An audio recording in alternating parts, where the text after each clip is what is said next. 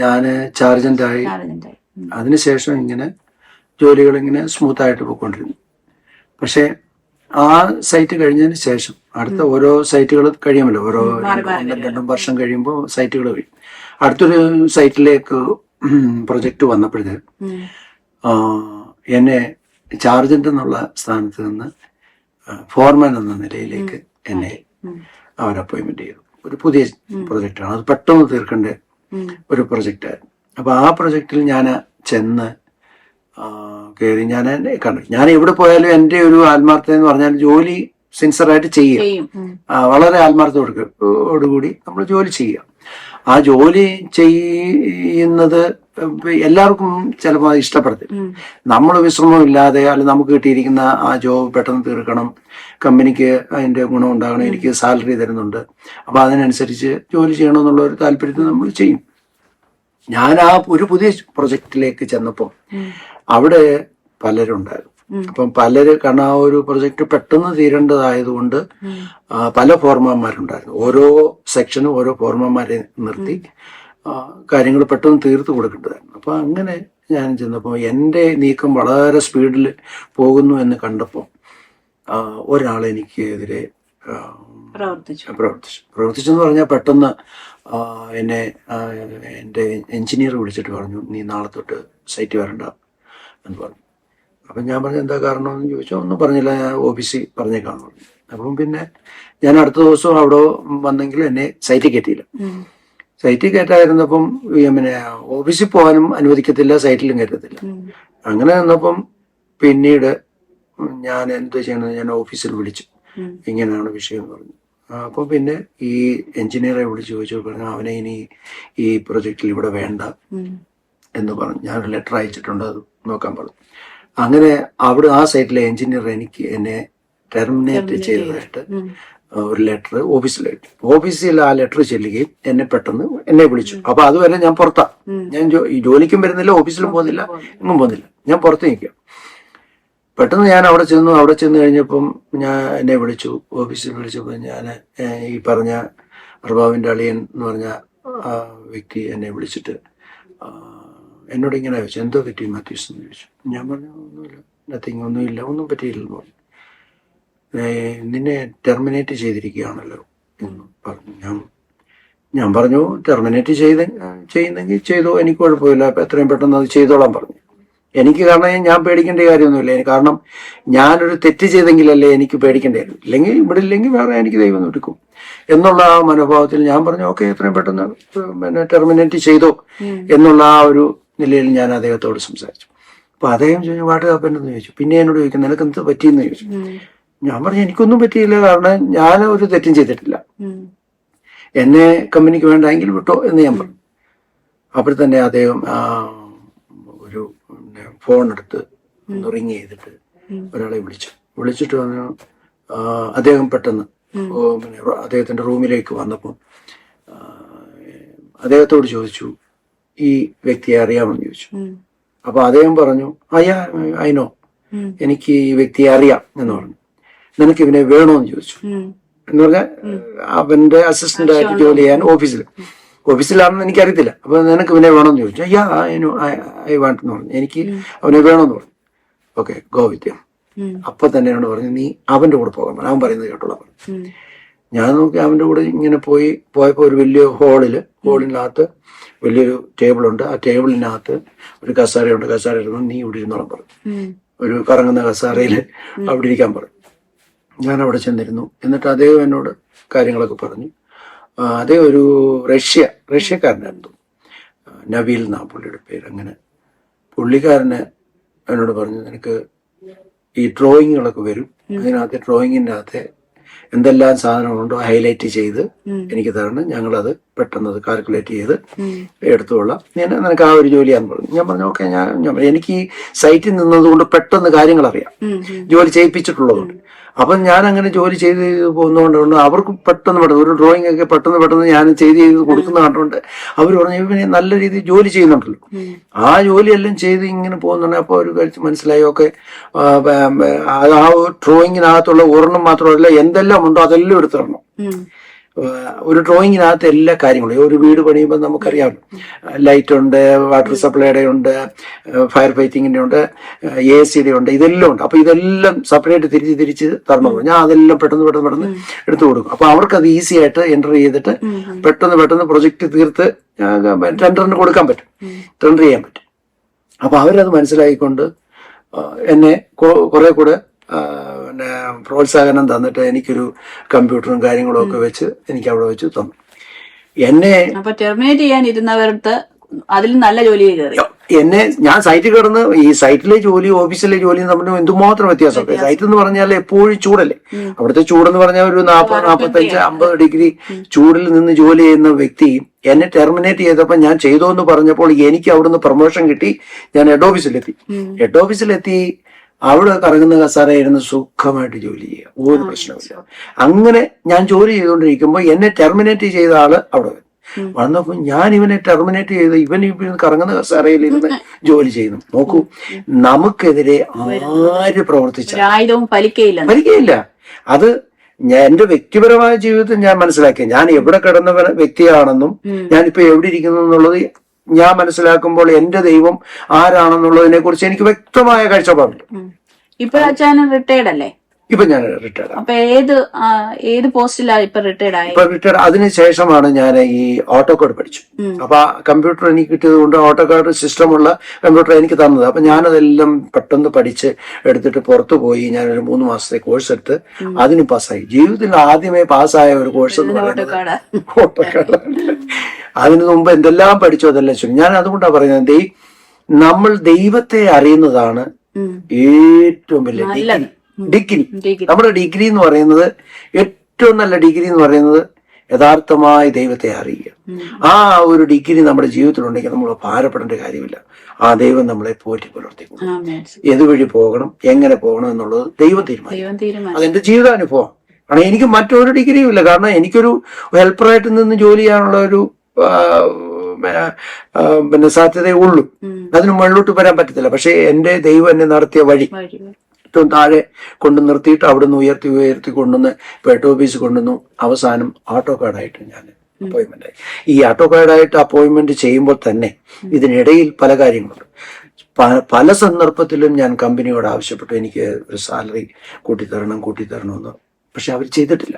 അപ്പൊ ഈ ഓട്ടോകാഡ് ആയതിനു ശേഷം ഞാനിങ്ങനെ നിൽക്കുമ്പോൾ ഒരു ദിവസം എന്നെ വിളിച്ചിട്ട്, അദ്ദേഹം തന്നെ എന്നെ വിളിച്ചിട്ട് ചോദിച്ചു, മതീഷ്, നിനക്ക് സാലറി ഒന്നും വേണ്ടേ, കൂട്ടിത്തരണ്ടേ, ഒന്നും വേണ്ടേന്ന് ചോദിച്ചു. ഞാൻ പറഞ്ഞു, സാറേ, ഞാൻ കുറേ പ്രാവശ്യം ഞാൻ സാലറി കൂട്ടിത്തരണമെന്നും പറഞ്ഞുകൊണ്ട് ആവശ്യപ്പെട്ടു. എനിക്ക് 2 പ്രാവശ്യം 100 ദിർഹം വെച്ചിട്ട് കൂട്ടിത്തന്നു. പിന്നീട് ഞാൻ പറയുമ്പോഴൊന്നും എനിക്ക് തന്നിട്ടില്ല. അപ്പൊ ഞാൻ എന്ത് ചെയ്യണമെന്ന് എനിക്കറിയത്തില്ല സാറേ എന്ന് പറഞ്ഞു. ഓക്കെ, നീ ഒരു കാര്യം ചെയ്യും, നീ ഇപ്പൊ എന്ത് ചെയ്യുന്നു ആ ചെയ്യുന്ന ജോലിയും നിന്റെ HR നിന്നുള്ള നിന്റെ ഫയലും എടുത്തുകൊണ്ട് എന്റെ റൂമിൽ വരാൻ പറഞ്ഞു. ഞാൻ പറഞ്ഞു ഓക്കെ. ഞാൻ പെട്ടെന്ന് പോയി ഞാൻ ചെയ്യുന്ന ഡ്രോയിങ്ങും കാര്യങ്ങളും എല്ലാം എടുത്തുകൊണ്ട് HR പോയി അതിന്റെ ഫയലും എടുത്തുകൊണ്ട് ഈ പിന്നെ നമ്മുടെ ഈ പിന്നെ കമ്പനിയുടെ അർബാമിന്റെ ചെന്നു. അവിടെ ചെന്ന് നിൽക്കുമ്പോൾ ഞാനിത് കാണിച്ചപ്പോൾ, നീയാണോ ഇതെല്ലാം ചെയ്യുന്നതെന്ന് ചോദിച്ചു. ഞാൻ പറഞ്ഞു, ഞാൻ തന്നെ ചെയ്ത ഡ്രോയിങ് ആണ് എന്നൊക്കെ പറഞ്ഞ് ഞാൻ അദ്ദേഹത്തെ കൊണ്ടുവരുമ്പോൾ, നിനക്ക് സാലറി എത്ര രൂപ വേണമെന്ന് ചോദിച്ചു. എന്നോട് ഇങ്ങോട്ട് ചോദിക്കുക. നോക്കണം, കാര്യങ്ങൾ മാറുന്നത്. സാധാരണ നമ്മളൊരു കമ്പനിയിൽ ചെന്നിട്ട് നമ്മൾ ചോദിക്കുകയാണ് സാലറി ഇങ്ങോട്ട് തരണമേ എന്ന് ചോദിക്കുമ്പോൾ കമ്പനി എന്നോട് ചോദിക്കുകയാണ്, നിനക്ക് എത്ര സാലറി. ഞാൻ പറഞ്ഞു, as per the company rule അനുസരിച്ച് എനിക്ക് തരിക എന്ന് പറഞ്ഞു. ഞാനൊന്നും പറഞ്ഞില്ല, ഞാനൊരു കാര്യവും പറഞ്ഞില്ല. അപ്പം ഞാൻ പറഞ്ഞു, നീ ഒരു കാര്യം ചെയ്യും, നിന്റെ ഫയൽ കൊണ്ടുവന്നിട്ട് HR കൊണ്ട് കൊടുത്തിട്ട് വരാൻ പറഞ്ഞു. ഞാൻ HR കൊണ്ട് കൊടുക്കാനായിട്ട് പോകുന്ന വഴിക്ക് ഞാൻ എന്റെ ഭാര്യയെ വിളിച്ചു. എന്റെ വൈഫിന്റെ പേര് ഡെയ്സിയെ വിളിച്ചിട്ട് ഞാൻ പറഞ്ഞു, ഇന്നോലാണ് സംഭവം, എന്നെ കമ്പനി അറബാവ് എന്നെ വിളിച്ചു, നിനക്ക് സാലറി എത്ര വേണമെന്ന് ചോദിച്ചു എന്ന് പറഞ്ഞ് എന്നെ വിട്ടിരിക്കുകയാണ്. ഞാൻ തിരിച്ചു ചെല്ലുമ്പോൾ എത്ര സാലറി വേണമെന്നുള്ളത് ഞാൻ പറയണമെന്ന് പറഞ്ഞു. അപ്പൊ ഞാൻ വൈഫിനോട് ചോദിച്ചു, നീ എത്ര ആഗ്രഹിക്കുന്നെന്ന് ചോദിച്ചു സാലറി. അപ്പം ഞാൻ പറഞ്ഞു, എന്നാലും വൈഫ് എന്നോട് പറയുകയാണ്, ഒരു തുക എന്നോട് പറഞ്ഞു, ഇത്രയും രൂപ കിട്ടിയാ ഓക്കെ എന്ന്. അവരുടെ പിന്നെ വൈഫിന്റെ സന്തോഷത്തിന് ഇത്ര ഒരു സംഖ്യ പറഞ്ഞു. അപ്പൊ ഞാൻ ഓക്കെ, കുഴപ്പമില്ല. ഞാൻ അവിടെ ചെന്നിട്ട് അദ്ദേഹത്തെ പിന്നെ വീണ്ടും ചെന്ന് കണ്ടപ്പം അദ്ദേഹം അപ്പോഴത്തേക്ക് കാൽക്കുലേറ്റ് ചെയ്ത് ഒരു തുക പറഞ്ഞു വെച്ചിട്ടുണ്ട്. എന്റെ വൈഫ് പറഞ്ഞ തുകയും ഇദ്ദേഹം എനിക്ക് തന്ന തുകയും രണ്ട് സെയിമാണ്. അപ്പം ഞാൻ ആഗ്രഹിച്ചില്ല, എന്റെ വൈഫിന്റെ ആഗ്രഹമില്ല. കാരണം ഒരു കുടുംബത്തിൽ ഞങ്ങൾ ഒന്നിച്ച് ജീവിക്കുക എന്ന് പറയുമ്പോൾ തന്നെ എന്റെ വൈഫിന്റെ സാറ്റിസ്ഫാക്ഷൻ ഏറ്റവും പ്രാധാന്യമുള്ള കാര്യമല്ല. അപ്പം വൈഫ് പറഞ്ഞു ഇത്രയും കിട്ടിയാ ഓക്കെ. അതേ സാലറി തന്നെ എനിക്ക് കമ്പനി തരികയും ചെയ്തു. അപ്പം ദൈവത്തിന്റെ മുമ്പിൽ നമ്മൾ നിന്നു കൊടുത്താൽ മതി. നമുക്ക് വേണ്ടതെല്ലാം അതാത് സമയങ്ങളിൽ ദൈവം തന്ന് നമ്മളെ മാനിക്കും. പക്ഷെ വിശ്വസ്തയോടെ നിൽക്കണം. ഒന്ന്. രണ്ടാമത് ആത്മാർത്ഥതയോടുകൂടി ജോലി ചെയ്യണം. മൂന്ന്, പിറുവർക്കരുത്. കമ്പനിയെ നമ്മൾ ഒരു കാലത്തും പിന്നെ നമ്മൾ പറയുന്ന പോലെ ഒരു ചീത്ത പറയുകയോ അല്ലെങ്കിൽ മോശമായ വാക്കുകൾ ഉപയോഗിക്കുകയോ ചെയ്യരുത്. ആ കമ്പനിയാണ് നമുക്ക് സാലറി തരുന്നത്. അപ്പൊ അതുകൊണ്ട് എന്തോ ചെയ്യേണ്ടതെന്ന് വെച്ചാൽ നമ്മൾ തീർച്ചയായിട്ടും കമ്പനിയെ റെസ്പെക്ട് ചെയ്ത് നമ്മളാലാവോളം കഴിവോടുകൂടി നമ്മളെ എന്ത് ചെയ്യാൻ പറ്റുമോ അത് എല്ലാം കമ്പനിക്ക് വേണ്ടി ചെയ്തു കൊടുക്കും. പക്ഷെ ഇത് കാണുന്നത് കമ്പനിയല്ല, നമ്മുടെ ദൈവമാണ് കാണുന്നത്. അപ്പൊ ദൈവം നമ്മുടെ പ്രവൃത്തി കണ്ടിട്ട് ദൈവം നമുക്ക് വേണ്ടിയിട്ട് കാര്യങ്ങളെ പ്രവർത്തിച്ചു തരും. ഇങ്ങനെ ആ ഒരു സാഹചര്യത്തിൽ എന്നെ ഞാൻ ഓട്ടോക്കാർഡായിട്ട് ഡ്രാഫ്റ്റ്മാനായിട്ട് ഞാൻ അവിടെ ജോലി ഏകദേശം 15 വർഷത്തോളം ഞാൻ അവിടെ ജോലി ചെയ്തതിന് ശേഷം ചെയ്തിട്ട് റിട്ടയർഡ് ആവും. റിട്ടയർഡ് 2017 2017 ഈ 18 പറഞ്ഞില്ലേ ഫാദർ ഇനി ഇങ്ങോട്ട് വരണ്ട, വീട്ടിൽ കയറ്റത്തില്ല എന്നൊക്കെ പറഞ്ഞു. അപ്പൊ എങ്ങനെയായിരുന്നു നാട്ടിൽ ആദ്യം ചെന്നേ? അത് എന്ന് പറയുന്നത് ഒരു വലിയ പിന്നെ വിഷയമാണ്. ഞാൻ ഈ അബുദാബി വന്നതിന് ശേഷം, അപ്പൊ അപ്പോഴത്തേക്കും എനിക്ക് ഏജ് എന്ന് പറയുന്നത് 28, 29 ആയി. അപ്പൊ എന്റെ വിവാഹത്തെ കുറിച്ച് ആരും ആലോചിക്കുന്നില്ല, ചിന്തിക്കുന്നില്ല. അങ്ങനെ ഞാൻ അവിടെ നിൽക്കുമ്പം ആരോടാ പറയേണ്ടത്? പപ്പ ഈ ഒരു നിലപാടിലാണ്. പിന്നെ സഹോദരങ്ങള് അങ്ങനെ അതിനെപ്പറ്റി ഒന്നും പറയുന്നുമില്ല. അമ്മയാണേലും അങ്ങനെ ഒന്നും പറയുന്നില്ല. പപ്പയാണല്ലോ കാര്യങ്ങൾ പറയേണ്ടത്. ഞാൻ എന്ത് ചെയ്തെന്ന് ചോദിച്ചാല്, ഞാൻ വീട്ടിൽ എന്റെ പപ്പായോട് ഞാൻ ഇങ്ങനെ ഇരിക്കുമ്പോ എന്റെ ഒരു കൂട്ടുകാരൻ എന്നോട് വന്ന് പറഞ്ഞു, ഒരു പെങ്കൊച്ചുണ്ട്, ഒരു കല്യാണാലോചന. ഞാൻ പറഞ്ഞു, ഞാൻ അദ്ദേഹത്തെ അങ്ങനെ ലാലി എന്നാ പുള്ളിയുടെ പേര്. ലാലിക്ക് എന്തോ പറയുന്നത്, എനിക്ക് ഒരു കല്യാണം കഴിച്ച് ഇവിടെ ജീവിക്കാനുള്ള സാമ്പത്തിക ശേഷിയൊന്നും ഇല്ല. പിന്നെ എങ്ങനെ ഞാൻ ഇവിടെ ജീവിക്കുന്നത്? ഒരു റൂം എടുക്കാൻ പറ്റത്തില്ല, ഒരു ഫ്ലാറ്റ് എടുക്കാൻ പറ്റത്തില്ല, പിന്നെ കുടുംബമായിട്ട് ജീവിക്കാൻ പറ്റത്തില്ലല്ലോ എന്ന് ഞാൻ അവിടെ പറഞ്ഞു. പക്ഷേ അങ്ങനെ പറഞ്ഞുവെങ്കിൽ എന്റെ മനസ്സിൽ ഇങ്ങനെ ചിന്ത, അവിടെ ഒരു ആലോചന ഇങ്ങോട്ട് വന്നതാണ്. അപ്പൊ നമ്മൾ എപ്പോഴും അവര് താല്പര്യപ്പെട്ട് നമ്മളെ ഒരു ആലോചനയ്ക്ക് വന്നത്. അപ്പൊ നമ്മൾ അവർക്കൊരു ബാഡായിട്ട് അവർക്ക് തോന്നരുത്, അയ്യോ അവന് വേണ്ടാന്ന് പറഞ്ഞല്ലോ എന്ന് തോന്നരുത്. ഞാൻ പറഞ്ഞു ഓക്കെ, അങ്ങനെയുണ്ടെങ്കിൽ ആലോചിക്കാന്ന് പറഞ്ഞു. ഞാനിങ്ങനെ വെറുതെ ഒന്ന് പോയി നോക്കാം എന്നുള്ള രീതിയിൽ എവിടെ വെച്ച് അബുദാബിയിൽ വെച്ച് ഞാന് പിന്നെ ഈ കാര്യങ്ങളെ പിന്നെ അന്വേഷിക്കാനായിട്ട് അവരുടെ വേണ്ടപ്പെട്ടവർ എന്റെ കൂടെ വന്നതെന്ന് പറഞ്ഞാൽ ഈ ലാലി എന്റെ കൂട്ടുകാരനാണ്. വേറെ ആരും ഇല്ല, എനിക്ക് അവിടെ ആരും ഇല്ലല്ലോ. ഞങ്ങൾ ചെന്ന് സംസാരിച്ചു പോകുന്നതിന് പറഞ്ഞു, ഞാൻ എൻ്റെ അവസ്ഥ ഇങ്ങനെയാണ്. ഞാൻ വീട്ടില് ഏകനായ വിശ്വാസ ജീവിതത്തിൽ ഇറങ്ങി തിരിച്ചതാണ്. വീട്ടിൽ ആരും വിശ്വാസത്തിൽ വന്നിട്ടില്ല. ഇങ്ങനെയൊക്കെയുള്ള പ്രശ്നങ്ങളൊക്കെ പറഞ്ഞു അവരോട് പറഞ്ഞു. അപ്പൊ അവര് അത് കേട്ടിട്ട് പോയി പെൺകുട്ടിയോടും പെൺകുട്ടിയുടെ വീട്ടുകാരോടും ഒക്കെ അവര് ചർച്ച ചെയ്തിട്ട് എന്നോട് പറഞ്ഞത്. അപ്പൊ സിസ്റ്റർ എന്നാ ചെയ്യുമായിരുന്നു? സിസ്റ്റർ അവിടെ ഉണ്ട്, അബുദാബിയിലുണ്ട്. സിസ്റ്റർ അവിടെ അബുദാബിയില് പിന്നെ വർക്ക് ചെയ്യുക. അല്ല, അന്ന് വർക്ക് ചെയ്യുകയാണെങ്കിൽ തന്നെയും അന്ന് ഹൗസ് മെയ്ഡിൽ പിന്നെ ഉപ്പാപ്പൻ ഡേയ്സ് വൈഫിന്റെ ഉപ്പാപ്പൻ അവിടെ ഒരു പാസ്റ്ററാണ്. പാസ്റ്ററിന്റെ ഹൗസ് മെയ്ഡായിട്ടാണ് വൈഫ് അവിടെ വരുന്നത്.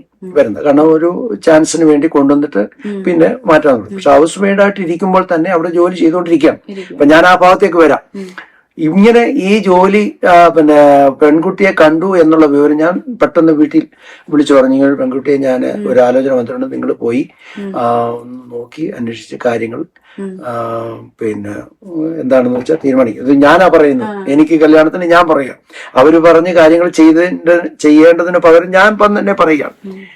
ഇത് ഞാൻ പറഞ്ഞപ്പോ ഒരു കാരണവശാലും പപ്പ പറഞ്ഞു, പെന്തക്കോസുകാരി പെണ്ണിനെ ഞാൻ വെച്ച വീട്ടിൽ കയറ്റത്തില്ല. അവന് അതും അവസാനം ഒരു രക്ഷയില്ലല്ലോ. അങ്ങനെ പറഞ്ഞു കഴിഞ്ഞപ്പം പിന്നെ എന്തായാലും ഞാൻ പറഞ്ഞു ഒരു കാര്യം ചെയ്യും, പെണ്ണിന്റെ പപ്പായുടെ വീട്ടുകാരോട് പറഞ്ഞു നിങ്ങൾ പോയി അന്വേഷിക്കും, ഞാൻ എൻ്റെ ചുറ്റുപാട് എന്താണെന്ന് അന്വേഷിക്കാൻ പറഞ്ഞു. അങ്ങനെ പോയി അവിടെ പോയെങ്കിലും വീട്ടിൽ കയറ്റിയില്ല, വീട്ടിൽ പോകാൻ പറ്റിയില്ല. അടുത്ത കയറ്റിയില്ല. അപ്പൊ അമ്മാച്ചന്റെ വീട്ടിലെങ്ങാണ്ട് പോയി വീടും പരിസരവും ഒക്കെ കണ്ടിട്ട് ഇതാ വീടെന്നൊക്കെ പറഞ്ഞേച്ച് ഇങ്ങനെ പോന്നു. അപ്പൊ ഇനിയിപ്പോ കല്യാണം പിന്നെ പെണ്ണിനെ കാണണമല്ലോ.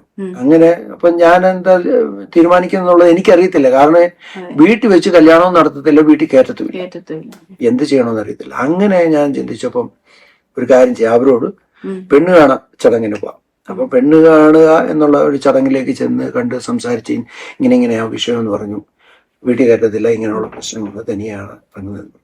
അപ്പൊ അങ്ങനെ പറഞ്ഞു അവർക്കും അതിനൊന്നും വലിയ എതിർപ്പോ കാര്യമൊന്നുമില്ല. ഓക്കെ, ദൈവത്തെ അറിയുന്ന ഒരു വ്യക്തി എന്ന നിലയിൽ അവരും ആ രീതിയിൽ കണ്ടു. പെട്ടെന്ന് കാര്യങ്ങളൊക്കെ പറഞ്ഞ് ഞാൻ വീട്ടിൽ പറഞ്ഞു, എന്നെ വീട്ടിൽ കയറ്റത്തില്ല, ഞാൻ എൻ്റെ കല്യാണം നടന്നേ പറ്റുള്ളൂ. കാരണം എനിക്ക് ഒരു കുടുംബജീവിതം വേണമല്ലോ, എല്ലാവർക്കും ഉണ്ട്, എനിക്കും ഒരു കുടുംബജീവിതം വേണമല്ലോ. അങ്ങനെ ഞാൻ തീരുമാനിച്ചു, വീട്ടിൽ പറഞ്ഞു ഞാൻ ഇവിടെ വെച്ച് കല്യാണമായി അബുദാബിയിൽ വെച്ച് കല്യാണം നടത്താനായിട്ട് തീരുമാനിക്കാൻ പോവുകയാണെന്ന് പറഞ്ഞു. നീ എന്ത് വേണേലും തീരുമാനിച്ചു, പക്ഷെ കല്യാണം കഴിഞ്ഞ് ഇങ്ങോട്ട് വരണ്ടെന്ന് പറഞ്ഞു. അങ്ങനെ ഞാൻ കല്യാണം അബുദാബിയിൽ വെച്ച് കല്യാണം അവിടെ വെച്ച് നടന്നു. ആ കല്യാണം അവിടെ വെച്ച് നടക്കുമ്പോഴേ അവിടെ ഒരു പ്രത്യേകത എന്ന് പറഞ്ഞാൽ, നമ്മുടെ നാട്ടിൽ കല്യാണം നടന്നാൽ കേരളത്തിലുള്ള പിന്നെ നമ്മുടെ ആൾക്കാരല്ലേ വരത്തുള്ളൂ, എന്റെ വേണ്ടപ്പെട്ടു. പക്ഷെ അന്ന് എന്റെ കല്യാണത്തിന് പിന്നെ അബുദാബി നേഷൻസ് വന്നു, ഈജിപ്തുകാര്, പാകിസ്ഥാനി, ബംഗ്ലാദേശ്, പിന്നെ ഫിലിപ്പീൻസ്, പിന്നെ ഇന്ത്യക്കാര്, ശ്രീലങ്ക, അങ്ങനെ 10 രാജ്യക്കാര്, മിസറികള്, പാലസ്തീനികള്, അങ്ങനെ 10 നേഷൻസ്, 10 രാജ്യത്തുള്ള ആൾക്കാരാണ് എന്റെ കല്യാണത്തിന് വന്നത്. നാട്ടിലോ അപ്പം ഞാനൊരു തീരുമാനമെടുത്ത് വന്നെങ്കിലും എന്റെ കല്യാണത്തിന് എത്രയോ മനോഹരമാക്കി എന്റെ കല്യാണത്തെ ദൈവം മാനിച്ചു എന്നുള്ളതാണ്. അപ്പം ഞാനെടുത്ത തീരുമാനത്തിൽ നിന്ന് മാറിയില്ല. എനിക്കൊരു വിശ്വാസത്തിൽ അടിയുറച്ചു നിൽക്കുന്ന ഒരു പെൺകുട്ടിയെ വേണമെന്നുള്ളതാണ് ഞാൻ എനിക്കൊരു ആഗ്രഹിച്ചത്. അത് ദൈവം ഒരുക്കി തന്നു. അവിടെ വെച്ച് കല്യാണം നടത്താനും ദൈവം സഹായിച്ചു. അങ്ങനെ കല്യാണം നടന്ന് അവിടെ നിൽക്കുകയാണ് ഞാൻ. ആ നിൽക്കുന്ന നിപ്പിൽ 5 വർഷം ഞാൻ അവിടെ നിന്നു. എനിക്കൊരു മോളുണ്ടായി. ആ മോള് ഡോക്ടറാക്കി. ആ മോള് ജനിച്ച ഏകദേശം എനിക്ക് തോന്നുന്നു ഒരു വയസ്സ് 1.5 വയസ്സൊക്കെ ആയെന്ന് തോന്നുന്നു. ആയപ്പോഴാണ് ഞാന് നാട്ടിലേക്ക് പോകുന്നത്. നാട്ടിലേക്ക് പോകുമ്പോൾ ഞാൻ തീരുമാനിച്ചു, വീട്ടിൽ കയറുന്നത് കേട്ടിട്ട് അല്ലെങ്കിൽ എവിടെയെങ്കിലും ഒരു റൂം എടുത്ത് താമസിക്കുക, അല്ലെങ്കിൽ വൈഫിന്റെ വീട്ടിൽ താമസിക്കുക, എവിടെയെങ്കിലുമൊക്കെ താമസിച്ച് പെട്ടെന്ന് ഇങ്ങനെ തിരിച്ചു വരാമെന്ന് വിചാരിച്ചു. ഞാൻ ചെല്ലുമ്പോൾ എന്റെ പപ്പ എയർപോർട്ടിൽ വണ്ടിയുമായിട്ട് അവിടെ വന്നിട്ടുണ്ട്. പപ്പായും അമ്മയും ഉണ്ട്. മാറ്റമായി. അപ്പം വീട്ടിൽ കയറ്റത്തില്ലെന്ന് പറഞ്ഞ കാര്യം നടന്നു. വീട്ടിൽ കയറ്റി. അവിടെ നിന്ന് അതിനുശേഷം ഇങ്ങനെ ഞാൻ പെട്ടെന്ന് പറയുകയാണ്, കാരണം നമ്മുടെ സമയമില്ലല്ലോ. വീട്ടിൽ കയറ്റത്തില്ലെന്ന കാര്യം ഇല്ല എന്ന് പറഞ്ഞ കാര്യം പെട്ടെന്ന് സാധിച്ചു. ദൈവം തീരുമാനിക്കും. അപ്പം മനുഷ്യന്റെ ഹൃദയത്തെ ദൈവമാണ് മാറ്റിമറിക്കുന്നത്. ദൈവത്തിന്റെ വചനത്തിലും അങ്ങനെ പറയുന്നുണ്ടല്ലോ, രാജാക്കന്മാരുടെ ഹൃദയം നീർത്തോട് പോലെ ഇരിക്കുന്നു. അപ്പം നമ്മൾ എത്ര കഠിന മനുഷ്യനായാലും ഒരു ദൈവവൈതലിനെ മാനിക്കാനായിട്ട് കഠിന ഹൃദയത്തെ ദൈവം മാറ്റിയതുപോലെ. അപ്പൊ ഞാൻ വീട്ടിൽ ചെന്നു, എന്നെ വീട്ടിൽ കയറ്റി, ഒരു കുഴപ്പമില്ല, സന്തോഷത്തോട് ചെയ്യും. അടുത്തതെന്ന് പറഞ്ഞാൽ പിന്നെ വീട് തരത്തില്ല. വീടെന്ന് പറഞ്ഞല്ലോ, വീട് എനിക്ക് തന്നില്ല. എനിക്ക് വീട് തരാതെ എന്റെ ജ്യേഷ്ഠന് വീട് കൊടുത്തു. അത് എനിക്ക് കിട്ടിയില്ല. വസ്തു തരത്തില്ലെന്ന് പറഞ്ഞു. വസ്തു എനിക്ക് വീതം വെച്ചപ്പോൾ വസ്തു വീതം വെച്ച് എനിക്ക് തന്നു. അപ്പൊ അതും നിവർത്തിച്ചു. 3ാമത് ശവം കാണിക്കുകയില്ല എന്ന് പറഞ്ഞ പപ്പായെ അവസാന നിമിഷങ്ങളിൽ പോയി ശുശ്രൂഷിച്ച് വേണ്ടതെല്ലാം ചെയ്തു കൊടുക്കുവാനും എന്നെ കഴിയുന്നത് ചെയ്തു കൊടുത്ത് കൂടെ നിൽക്കുവാൻ സഹായിച്ചു. ആ കാര്യത്തിലും ദൈവം നീക്കുപോക്ക് തന്നു. കാണാനും അടക്കത്തിന് പങ്കെടുത്ത് എല്ലാ കാര്യങ്ങളും ഭംഗിയായി ചെയ്യുവാനായിട്ട് ദൈവം സഹായിച്ചു. ഞാൻ പറഞ്ഞത്, അന്ന് എന്നോട് പറഞ്ഞപ്പോൾ വീട്ടിൽ കയറ്റത്തില്ല, അത് ചെയ്യത്തില്ല എന്ന് പറഞ്ഞ സന്ദർഭത്തിൽ ഞാൻ ആകപ്പാടെ പേടിച്ച് മാറിയിരുന്നെങ്കിൽ എന്റെ വിശ്വാസത്തിൽ നിന്ന് ഞാൻ പോയതിനെയും എനിക്ക് മുന്നോട്ട് പോകാൻ പറ്റത്തില്ല. പക്ഷെ അന്ന് ഞാനെടുത്ത ഒരു സ്റ്റാൻഡുണ്ട്, എന്റെ ദൈവം എന്നോട് കൂടെ ഉണ്ടെങ്കിൽ എല്ലാം എന്നോട് കൂടെ ഉണ്ട്. ഇതിനിടയിൽ എനിക്ക് വസ്തുക്കൾ വാങ്ങിക്കാൻ പറ്റി, വീട് വാങ്ങിക്കാൻ പറ്റി. സ്തോത്രം. അങ്ങനെ എനിക്ക് വേണ്ടതെല്ലാം ദൈവം തന്നു. തന്നു. അപ്പൊ ദൈവത്തെ അറിയുന്ന ഒരു വ്യക്തിക്ക് ദൈവം എല്ലാം ഒരുക്കിയിട്ടുണ്ട്. അത് നമ്മൾ വിശ്വസ്തയോടെ അങ്ങ് പോയാൽ മതി, അത് നമ്മുടെ കൂടെ വന്നുകൊള്ളും. ഇതാണ് എൻ്റെ വിശ്വാസ ജീവിതത്തിന്റെ ഒരു അനുഭവം എന്ന് പറയുന്നത്. അതാണ് കുടുംബജീവിതത്തിലേക്ക് പ്രവേശിച്ചതിന്റെ. അങ്ങനെ രണ്ടു മക്കളായി. അങ്ങനെ ദൈവത്തിന്റെ കൃപയാൽ മോളിവിടെ ഡോക്ടറായിട്ട് ട്രിവാൻഡ്രത്ത്. അവന് എഞ്ചിനീയറാണ്, ഇലക്ട്രോണിക്സ് ആൻഡ് കമ്മ്യൂണിക്കേഷൻ. അവനത് പഠിച്ചതിന് ശേഷം പിന്നെ എയർപോർട്ട് മാനേജ്മെന്റ് പഠിച്ചിട്ട് അവനിപ്പം ട്രിവാൻഡ്രത്ത് എയർപോർട്ടിൽ ജോലി ചെയ്യുന്നു. അങ്ങനെ കുടുംബമായിട്ട് ദൈവം ഞങ്ങളെ ഇവിടെ കൊച്ചുമോളെ നോക്കുന്നു. ഇപ്പൊ എന്ന് പറഞ്ഞാൽ ഒരിക്കലും ഇവിടെ വരാൻ നമ്മൾ പ്രതീക്ഷിച്ചതല്ല. പക്ഷെ ദൈവം അതും മോളെ ഇവിടെ ഹയർ സ്റ്റഡിക്ക് വേണ്ടി ഇവിടെ വിട്ടതിന് ശേഷം മോക്കൊരു വിവാഹാലോചന വന്നു. അങ്ങനെ വിവാഹം നടന്നു. ഇപ്പൊ ഞാൻ ഈ പ്രാവശ്യത്തെ വരവെന്ന് പറയുന്നത് 3ാമത്തെ പ്രാവശ്യം വരും. അപ്പൊ ഈ 3ാമത്തെ പ്രാവശ്യം വരുമ്പം ഇങ്ങനെ ഒരു സാഹചര്യം ഒരുങ്ങുമെന്ന് ഞാൻ സ്വപ്നത്തിൽ പോലും വിചാരിച്ചില്ല. ഈ ആസാദി ചാനലുണ്ടല്ലോ, ചാനൽ ഞാൻ ആദ്യം ഫിന്നി പാസ്റ്ററുടെ അതിങ്ങനെ ഞാൻ കുറെ ഞാൻ കേട്ടിട്ട് പ്രിയപ്പെട്ട പാസ്റ്ററാണ്, ഞാനത് കേട്ടിട്ടുണ്ട്. അപ്പൊ ഞാന് ഇത് കണ്ടപ്പോ എന്റെ ഒരു സാക്ഷ്യം പറയാനൊരു അവസരം കിട്ടുമോ, അതോ എന്റെ സാക്ഷ്യത്തിന് അത്ര പ്രാധാന്യം ഉണ്ടോ എന്ന് ഞാൻ സ്വയം എന്നോട് തന്നെ ഇങ്ങനെ ചിന്തിച്ചു. അത് വേണ്ട, കാരണം ഞാൻ ഇനി അങ്ങോട്ട് ചോദിച്ചിട്ട് വേണം കാര്യങ്ങളൊക്കെ ചെയ്യാൻ. അത് ചിലപ്പോൾ നടന്നെന്ന് വരത്തില്ല. അതേസമയം ആരെങ്കിലും എന്നെ അറിയാവുന്നവർ പറഞ്ഞ് ചെയ്യുകയാണെങ്കിൽ അല്ല ഞാൻ പറയുക അങ്ങനെ ചെയ്യാമല്ലോ എന്ന് അന്ന് ചിന്തിച്ചു. പക്ഷെ ഇപ്പൊ ഈ അമേരിക്കയിൽ വന്ന് സെന്റ് ലൂയിസിൽ വന്നിട്ട് ഇങ്ങനെ ഞാൻ പ്രതീക്ഷിക്കാതെ ഇങ്ങനൊരു ചാനലില് ഇങ്ങനെ പറയാനൊരു അവസരം കിട്ടിയെന്ന് പറഞ്ഞാൽ നമ്മുടെ ഹൃദയത്തിലെ ഒരു ചെറിയ ആഗ്രഹം പോലും അത് ദൈവം നിവർത്തിച്ചു തരികയാണ്. ഞാനിങ്ങനെ ചർച്ചിൽ ഇങ്ങനെ ടെസ്റ്റിമണികൾ പലതും ഇങ്ങനെ പറഞ്ഞപ്പം എനിക്ക് നല്ല ഒരു ഇപ്പൊ ഞാൻ ചോദിക്കുന്നത്, ഇപ്പം ദൈവത്തെ അറിയാതെ നടന്ന ഒരു അനുഭവം, ദൈവത്തെ അറിഞ്ഞ സ്നാനം എടുത്തതിന് ശേഷം ദൈവം ഇത്രയും മഹത്വകരമായിട്ട് നടത്തി. അതിലൊക്കെ അപ്പുറമായിട്ട് ഞാൻ ഇന്ന് ജീവിച്ചിരിക്കുന്നത് ദൈവകൃപയാണ് എന്ന് പറയാൻ തക്കോണം, ഈ ദൈവമാണ് എന്നെ നടത്തിയതെന്ന് പറയാൻ തക്കോണമുള്ള ജീവിതത്തിലുള്ള വേറെ എന്തെങ്കിലും എക്സ്പീരിയൻസ്? ജീവിതത്തിലെ എക്സ്പീരിയൻസ് എന്ന് പറഞ്ഞാൽ ഞാന് ദൈവത്തെ അറിഞ്ഞതിന് ശേഷം എന്റെ ദൈവത്തിന്റെ സന്നിധിയിൽ നിന്ന് ഒരണുവിടെ പോലും മാറാതെ എന്ന് പറഞ്ഞാൽ എനിക്ക് ചെയ്യാൻ പറ്റുന്നതേ ഉള്ളൂ. ഒന്ന്, എല്ലാ മീറ്റിങ്ങിനും ആരാധനയ്ക്ക് പങ്കെടുക്കുക. ഞങ്ങൾക്ക് അവിടുത്തെ ആരാധന എന്ന് പറയുന്നത് 3 ആരാധന. അവിടെ ബദേൽ ചർച്ചക്കോട് എന്ന് പറഞ്ഞൊരു ചർച്ചായിരുന്നു. അത് ഇൻഡിപെൻഡന്റ് ചർച്ചായിരുന്നു. ഈ ഡെയ്സിയുടെ പാപ്പന്റെ സഭയിലായിരുന്നു ഞാൻ പോയിക്കൊണ്ടിരുന്നത്. ആ സഭയില് എല്ലാ കൂടിവരവിനും എത്ര ക്ഷീണിച്ചാലും എല്ലാ കൂടിവരവിനും പോകും. ആഴ്ചയിൽ 3 കൂടിവരവുണ്ട്. വെള്ളിയാഴ്ച, ശനിയാഴ്ച, പിന്നെ കോട്ടേജ് മീറ്റിംഗ് ബുധനാഴ്ച. ഇതിനെല്ലാം ഈ 3 മീറ്റിങ്ങിന് പോകും. ജോലി കഴിഞ്ഞ് എത്ര ക്ഷീണിച്ചാലും ഞാൻ പോകും. പോയാൽ ഈ വെള്ളിയാഴ്ച ഒന്ന് കടന്നു വരണമേ എന്നുള്ള ഒരു ചിന്തയാ മനസ്സിൽ. ഒന്ന് ഓടിപ്പോയി ദൈവത്തെ ഒന്ന് ആരാധിക്കും. കാരണം ദൈവം അതുപോലെ നടത്തിയത്. ദൈവം നടത്തിയ വഴികൾ ഒരുപാട് പറയാനുണ്ട്. ഈ കുഞ്ഞുങ്ങൾക്ക് പാല് വാങ്ങിച്ചു കൊടുക്കാൻ ഇല്ലാതെ ബുദ്ധിമുട്ടിയ സന്ദർഭങ്ങളുണ്ട്. പക്ഷേ ഞാനൊരിക്കൽ നാട്ടിൽ പോയി പോകുമ്പം നമ്മൾ ഈ റൂം ഒന്നിയിൽ അങ്ങനെ നിലനിർത്തി പോകണം, അല്ലെങ്കിൽ വെക്കേറ്റ് ചെയ്യണം. ഈ വെക്കേറ്റ് ചെയ്തു പോയാൽ നമുക്ക് ലാഭമാണ്, കുറച്ച് അത്രയും റെന്റ് കൊടുക്കണ്ട. നിലനിർത്തി കൊണ്ടുപോയാൽ ആ റെന്റും നമ്മൾ കൊടുക്കണം. അതിന് പൈസ ഇല്ലാഞ്ഞ് എന്ത് ചെയ്യുന്നറിയോ, ഈ സാധനങ്ങളെല്ലാം ഒത്തിരി കളഞ്ഞിട്ട് അത്യാവശ്യമുള്ളത് മാത്രം ആരുടെയും റൂമിൽ കൊണ്ടുവന്ന് വെച്ചിട്ട് നാട്ടിൽ പോകും. തിരിച്ചു വരുമ്പോഴത്തേക്ക് എവിടെയെങ്കിലും റൂം എടുത്തിട്ട്. അപ്പം സാമ്പത്തികമായിട്ടും ഒരുപാട് പ്രയാസത്തിൽ കൂടെ കടന്നു പോയിട്ടുണ്ട്.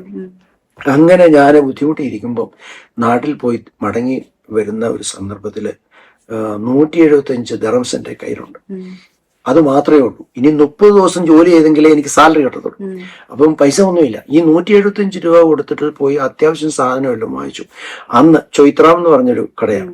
അപ്പൊ അവിടെ ചെന്ന് ഈ 175 രൂപയ്ക്ക് കൊടുത്ത് സാധനവും വാങ്ങിച്ചിട്ട് ഞങ്ങള് പിന്നെ ഇങ്ങോട്ട് വരുമ്പോ അവിടെ പ്രൊമോഷൻ എന്ന് പറഞ്ഞ് എഴുതി വെച്ചിരിക്കുന്നു. നമ്മൾ വാങ്ങിച്ച ആ ഒരു പിന്നെ എന്തോ ബില്ല് അതിനകത്ത് ഇടുക. അതിനകത്ത് നിന്ന് അവരത് കറക്കി പിന്നെ ഡ്രോ ചെയ്ത് എടുക്കുന്നത് ഏതാണോ അത്രയും സാധനം തന്നെ വീണ്ടും വാങ്ങിക്കാം.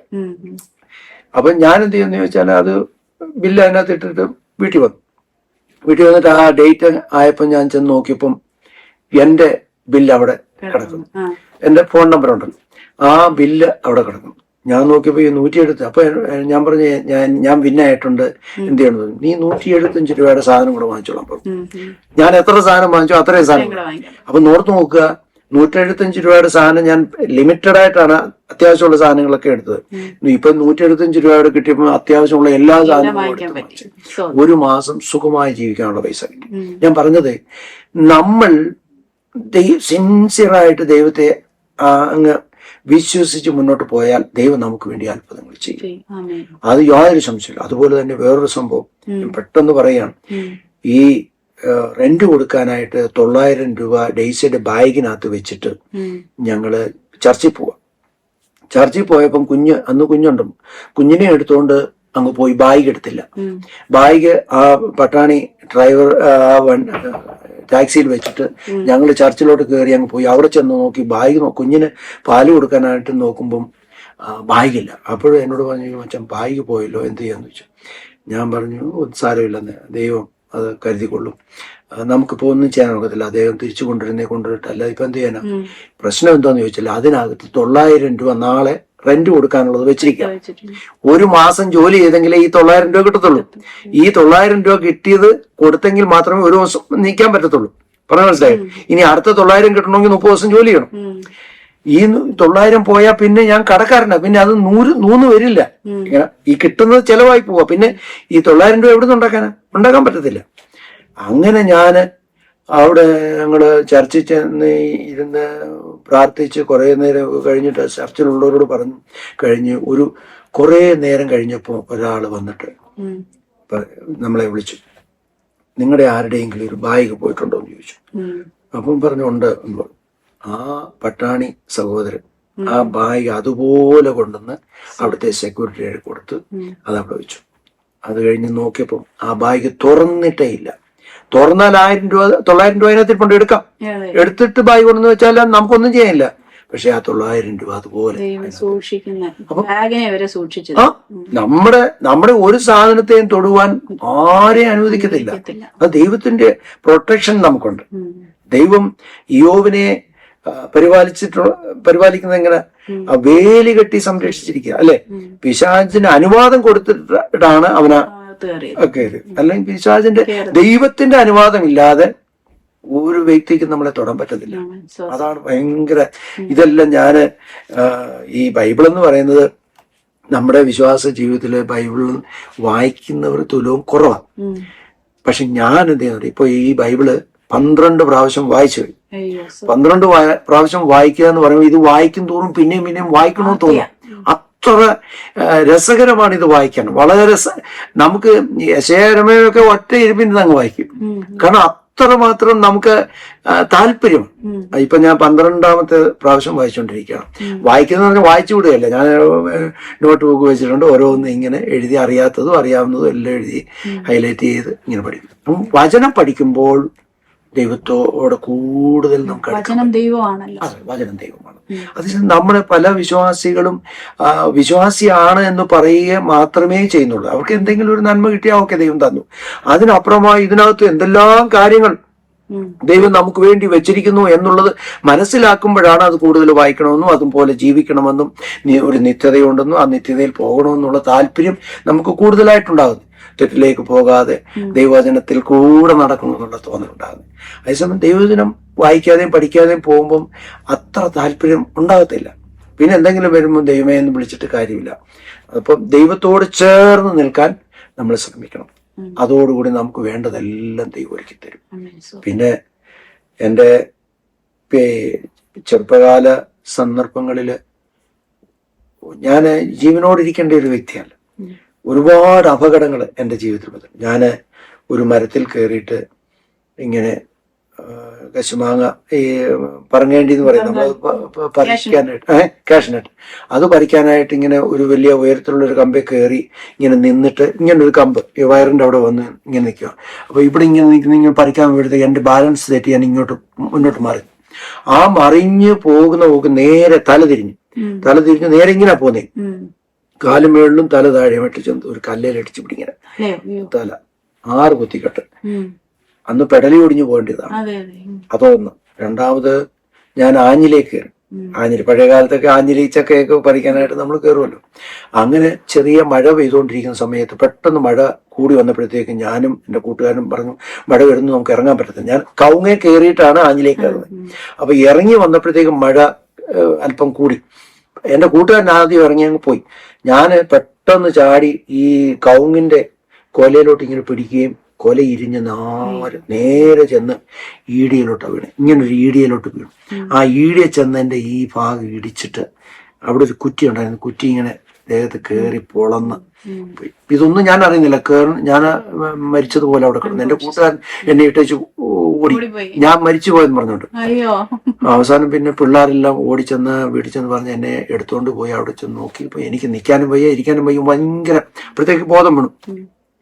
അമ്മ നോക്കിയപ്പം ഈ ഒരു ചുമന്ന കൈലിയാണ് കൊടുത്തിരുന്നത്. അപ്പൊ ഈ ചുമന്ന കൈലിയാണെന്ന് രക്തം പോകുന്നത് അറിയത്തില്ല. രക്തം ഇങ്ങനെ പൊക്കോണ്ടിരിക്കുക ഈ കാല് വഴി ഇങ്ങനെ.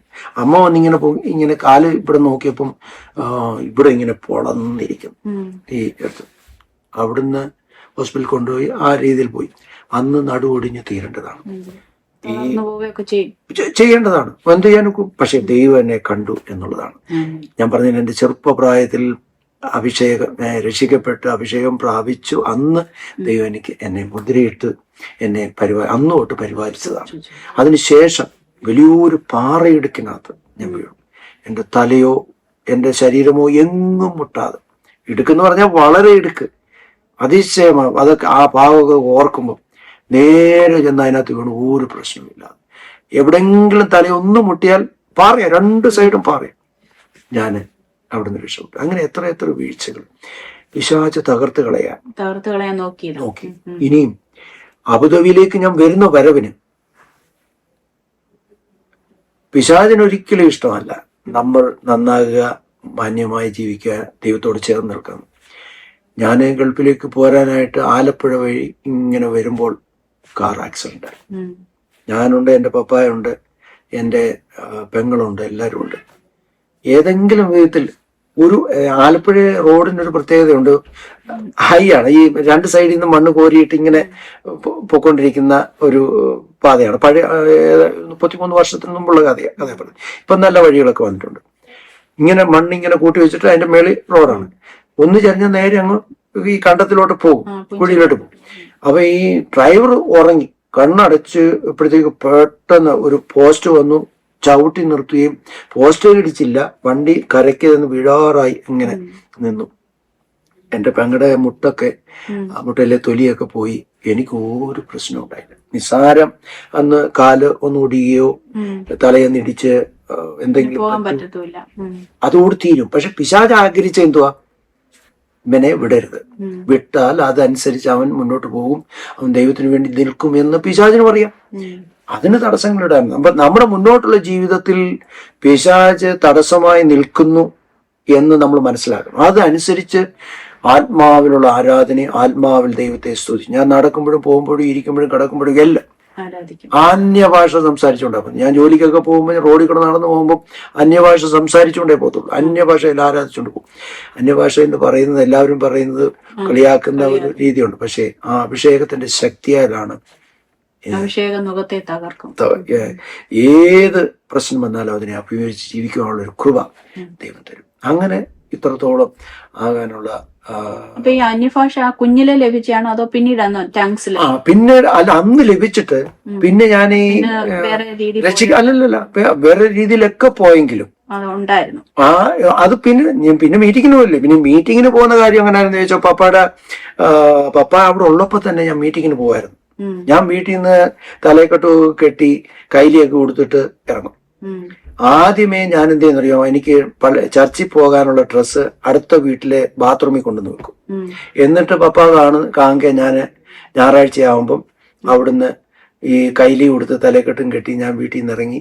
ഈ വീട്ടിൽ ബാത്റൂമിൽ വന്നിട്ട്, അപ്പുറത്തെ വീട്ടിൽ എൻ്റെ അമ്മയുടെ കുടുംബത്തിൽ വന്നിട്ട് ബാത്റൂമിൽ വന്ന് കയറി എൻ്റെ ഡ്രസ്സെല്ലാം മാറി ചർച്ചിൽ പോയിട്ട് തിരിച്ചു വന്ന് ഈ ബാത്റൂമിൽ വന്ന് ഡ്രസ്സ് മാറി കൈലിയും തലക്കെട്ടും കെട്ടി വീട്ടിൽ ചെല്ലും. അപ്പം അറിയാതെ മീറ്റിങ്ങിന് ഞാൻ പോകുമായിരുന്നു. അപ്പം അത്രയ്ക്ക് എതിർപ്പായിരുന്നു എൻ്റെ പിതാവിന് എന്നോട്. ഞാൻ പറഞ്ഞതിന്റെ കാര്യം, ഒരു താല്പര്യം അന്നുണ്ടായിരുന്നു. അങ്ങനെ ആരാധിച്ച് ദൈവത്തെ മഹത്വപ്പെടുത്തി മുന്നോട്ട് പോയതിന്റെ ഫലമായിട്ട് പിന്നീട് ഈ അബുദാബി വന്നതിന് ശേഷം ദൈവത്തിനും ആരാധിക്കുന്നതിലും അന്യഭാഷ ആ വരത്തോടുകൂടി ദൈവം എന്നെ മാനിച്ചു മുന്നോട്ട് പോയി. ദൈവം തള്ളിക്കളഞ്ഞില്ല. പക്ഷേ ആ അഭിഷേകത്തിന്റെ ശക്തി കൊണ്ടാണ് ദൈവം നടക്കുമ്പോഴും പോകുമ്പോഴും എല്ലാം. ഞാൻ എവിടെ പോയാലും ചിലർ എന്നെ കണ്ടിട്ട് ഇവനത് വട്ടാന്ന് വിചാരിക്കും. ആ രീതി വരെ പറഞ്ഞിട്ടുണ്ട് ആൾക്കാർ. എന്തോ പുറത്തോണ്ട് പോകുന്നത് അവർക്കറിയത്തില്ലല്ലോ. നമ്മളെ ദൈവവുമായിട്ട് സംസാരിച്ചില്ലേ പോകുന്നത്. ദൈവം നടത്തിയ വഴികളെ കുറിച്ച് ഓർക്കും ഓരോ ദിവസവും. കാരണം ഓരോ പ്രഭാതവും നമ്മുടെ ജീവിതത്തിൽ അത്ഭുതമാണ്. കാരണം രാത്രി കിടന്ന് രാവിലെ എഴുന്നേൽക്കുമെന്ന് ആർക്കും പറയാൻ പറ്റത്തില്ല.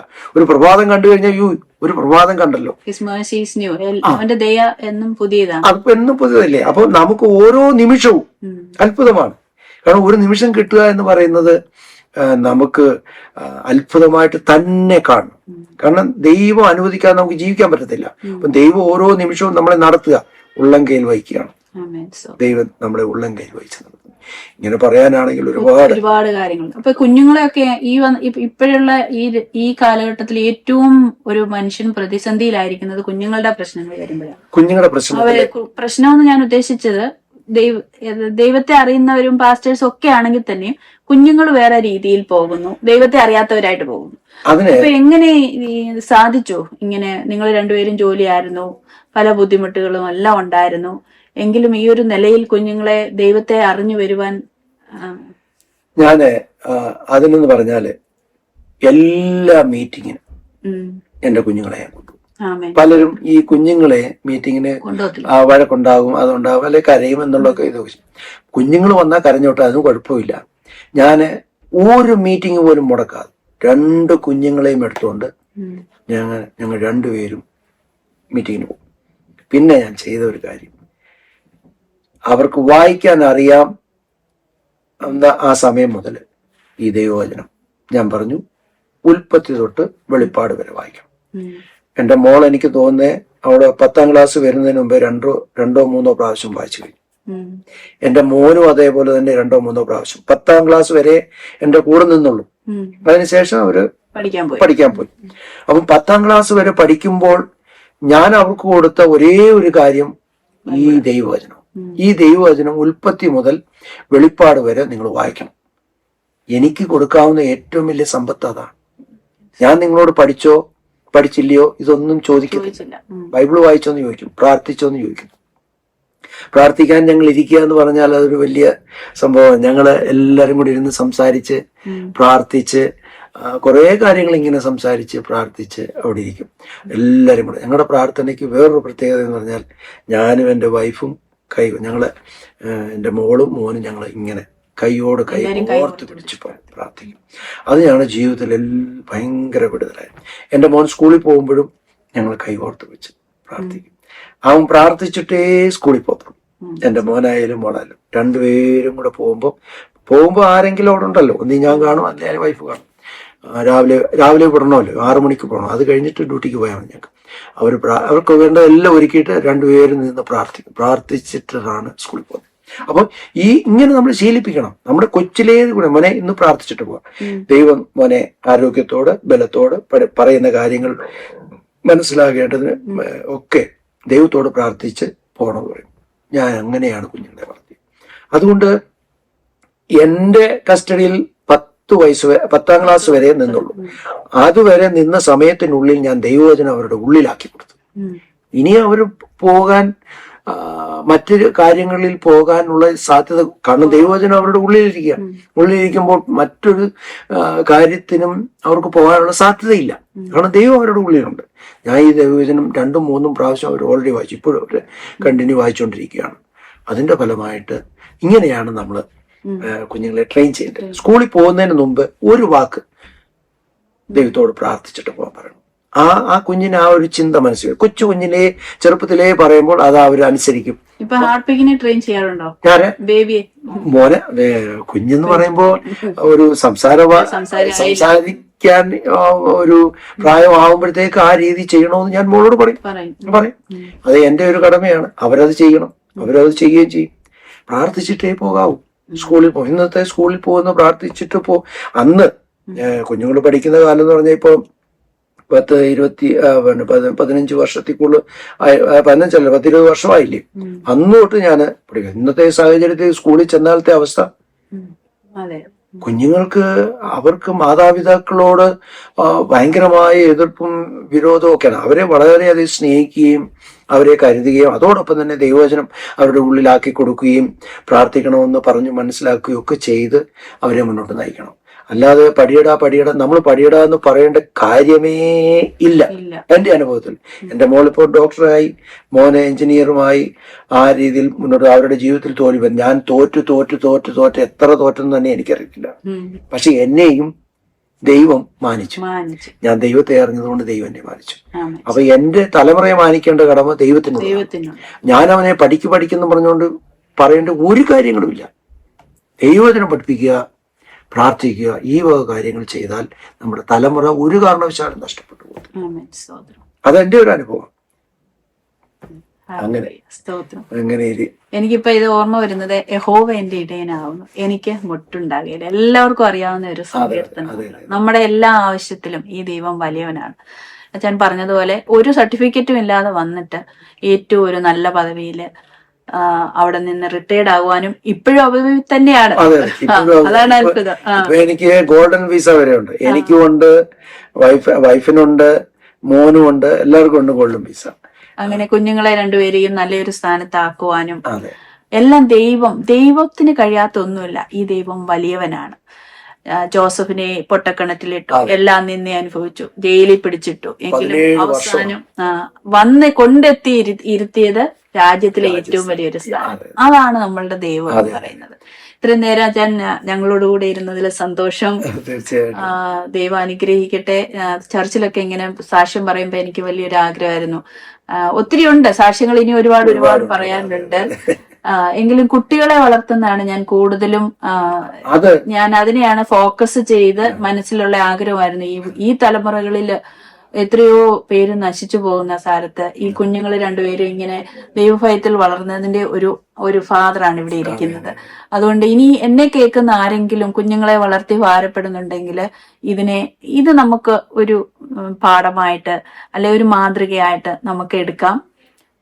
കേട്ടുകൊണ്ടിരിക്കുന്ന എല്ലാവർക്കും ദൈവത്തിലുള്ള സ്നേഹവും നന്ദിയും ഒക്കെ അറിയിക്കുകയാണ്. വ്യൂവേഴ്സിന് വേണ്ടി അച്ഛനൊന്ന് പ്രാർത്ഥിക്കുമോ? പ്രത്യേകിച്ച് കുട്ടികളെ ഒന്ന് അനുഗ്രഹിച്ച്. തീർച്ചയായിട്ടും. ഹല്ലേലൂയ. സ്തോത്രം. നല്ല ദൈവമേ, സ്വർഗ്ഗീയ പിതാവേ, ഈ സന്ധ്യാസമയത്തിനായി ഞങ്ങൾ അങ്ങേ സ്തുതിക്കുന്നു, സ്തോത്രം ചെയ്യുന്നു. പ്രത്യേകാൽ കർത്താവെ, ഇങ്ങനെ ഒരു സാഹചര്യം ദൈവം ഒരുക്കിയത് ഓർത്ത് നന്ദിയോടെ സ്തോത്രം.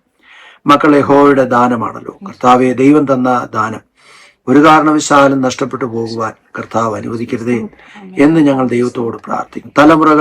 അനേക കുടുംബങ്ങളിൽ തലമുറകൾ അവരുടേതായ താല്പര്യങ്ങൾക്ക് അനുസരിച്ച് മുന്നോട്ട് പോകുമ്പോൾ കർത്താവെ, ഞങ്ങളുടെ കുഞ്ഞുങ്ങൾ ആരും നഷ്ടപ്പെട്ടു പോകുവാൻ ഇടയാകാതെ ദൈവവചനം വായിച്ച് പഠിച്ച് ദൈവത്തിലുള്ള ആശ്രയം മുറുകെ പിടിച്ച് മുന്നോട്ട് പോകുവാൻ ഞങ്ങളുടെ കുഞ്ഞുങ്ങളെ എല്ലാം ദൈവം സഹായിക്കണമേ എന്ന് പ്രാർത്ഥിക്കും. ലോകം വല്ലാത്തൊരു സാഹചര്യങ്ങളിൽ കൂടെ കടന്നു പോവുകയാണ്. അവർക്ക് എന്ത് ചെയ്യണമെന്ന് അറിയത്തില്ല. അവരെ ഗൈഡ് ചെയ്യാൻ പോലും കഴിയാത്ത സാഹചര്യങ്ങളിലേക്ക് അവർ എത്തിപ്പെടുമ്പോൾ ദൈവം തുണയായി നിന്ന്, നല്ല സഖിയായി നിന്ന് അവരെ കാത്ത് പരിപാലിച്ച് മുന്നോട്ട് നയിക്കണമേ എന്ന് പ്രാർത്ഥിക്കും. മാതാപിതാക്കൾക്ക് കുഞ്ഞുങ്ങളെ വളർത്തുവാനുള്ള പ്രത്യേകമായ കൃപ ദൈവം നൽകുമാറാകണമേ എന്ന് പ്രാർത്ഥിക്കുന്നു. അവരോട് സ്നേഹമായി ഇടപെട്ട് സ്നേഹമായി ദൈവത്തിന്റെ വചനങ്ങൾ അവരെ പറഞ്ഞ് മനസ്സിലാക്കി പ്രാർത്ഥന പഠിപ്പിച്ച് ദൈവവചനം വായിക്കുവാൻ പഠിപ്പിച്ച് ആ നിലയിൽ മുന്നോട്ട് പോകുവാൻ, അങ്ങനെ ഞങ്ങളുടെ തലമുറകൾ ദൈവത്താൽ അനുഗ്രഹിക്കപ്പെട്ട നിലയിൽ മുന്നോട്ട് പോകുവാൻ ദൈവം സഹായിക്കണമേ എന്ന് പ്രാർത്ഥിക്കും. ഒരു കുഞ്ഞു പോലും നഷ്ടപ്പെട്ടു പോകുവാൻ ദൈവം അനുവദിക്കരുത്. 10 വയസ്സിനും 30 വയസ്സിനും ഇടയിലുള്ള യുവത്വം ആലലിയോ കർത്താവിലേക്ക് തിരിയപ്പെടുവാൻ, അവർ ആലലി യഥാർത്ഥ സത്യത്തിലേക്ക് തിരിഞ്ഞ് കർത്താവിനെ അറിയുവാനുള്ള അവസരങ്ങളെ ഒരുക്കുമാറാകണമേ എന്ന് പ്രാർത്ഥിക്കുന്നു. മാതാപിതാക്കൾക്ക് മക്കളെ ചൊല്ലിയുള്ള ആ ദുഃഖങ്ങൾ മാറി അവർ ദൈവത്താൽ അനുഗ്രഹിക്കപ്പെട്ടവരായിരിക്കുന്നു എന്ന് കേൾക്കുവാൻ ദൈവ അവസരങ്ങളെ ഒരുക്കണമേ എന്ന് പ്രാർത്ഥിക്കുന്നു. ദുഃഖത്തിലും വേദനയിലും ആയിരിക്കുന്നവർക്ക്